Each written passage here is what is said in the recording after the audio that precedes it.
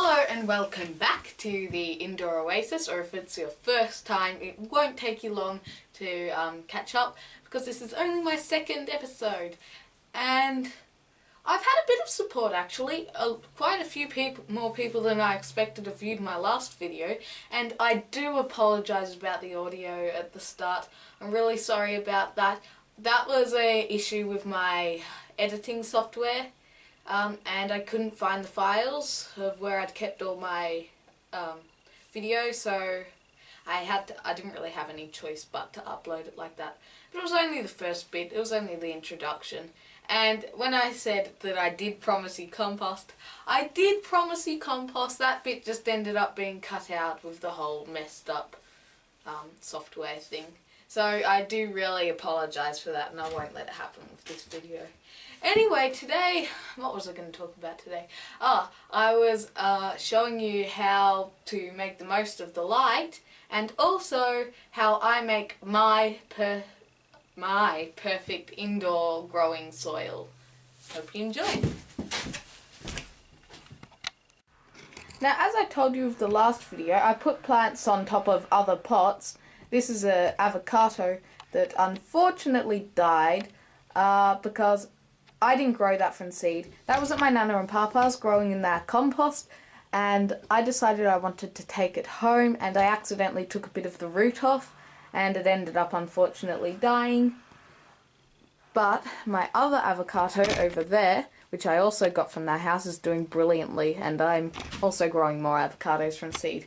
But I'm getting off topic now. So yeah, that's a very simple way. Just get them really close to the windows.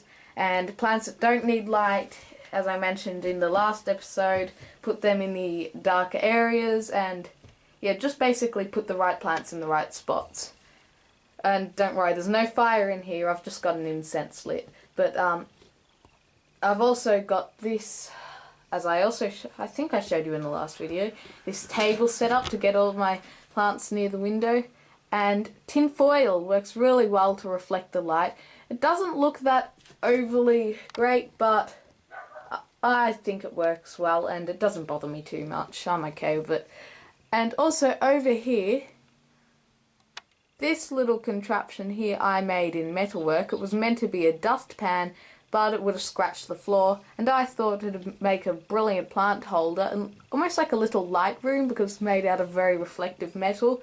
And I get my citrus growing in there, and this other weird thing, I have no idea what it is. I think it's a weed. I'm going to get rid of it eventually.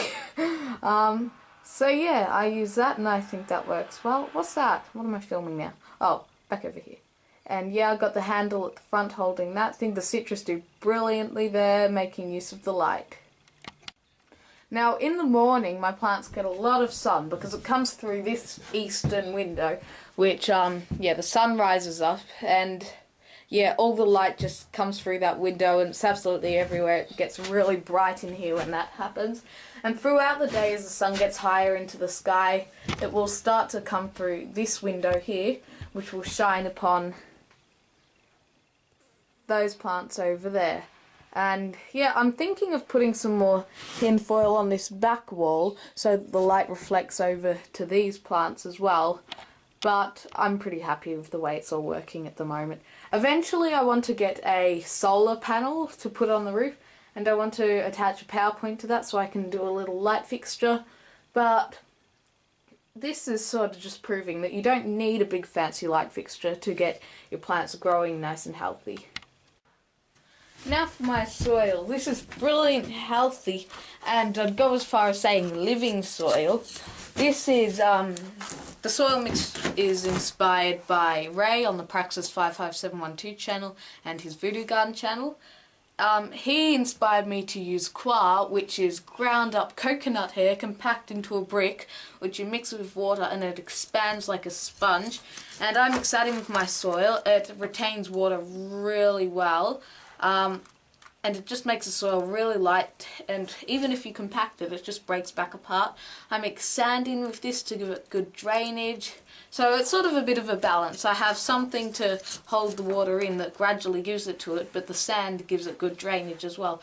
I also mix just ordinary potting mix, the cheapest stuff I could find. I bought it for like $2, which is I think I got a 90-litre, no, not 90 litres, sorry. That would have been huge. 25, one of those ordinary sized ones that you see. And that was pretty cheap, so got this in here. Now, because it's so cheap, coir doesn't have any nutrients in it, and either does a potting mix because it's just this dry, dead stuff. I mix in compost with it, which sort of brings it back to life, puts sort of that beneficial bacteria back into it. And the coir cost me, I think, $11, which was pretty good considering how much it made. I'll show you how much it made, and you'll be quite surprised. Now, I keep my coir in a blue shell tub underneath the trampoline, just to give it a bit of protection. This is how much it made. This whole shell was full when I made it up. One brick, not very large, maybe the size, a little bit bigger than a netball, and oh my, it's made heaps. I definitely got value for my money. I just love playing with this stuff. It is so fun.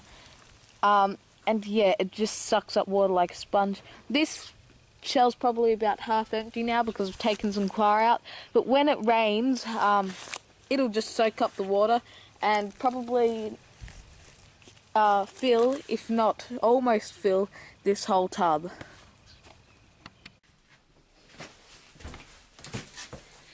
Thank you very much for watching this short video about dirt and light. Please tune in for the next episode. I have no idea what that's going to be about. This is my little dog Tiny. And have a great new year, 2015. Sounds weird, doesn't it? And yeah, I'll hopefully see you next time. Please like and subscribe. So bye. Say bye, Tiny. Bye bye. Hello. You're famous.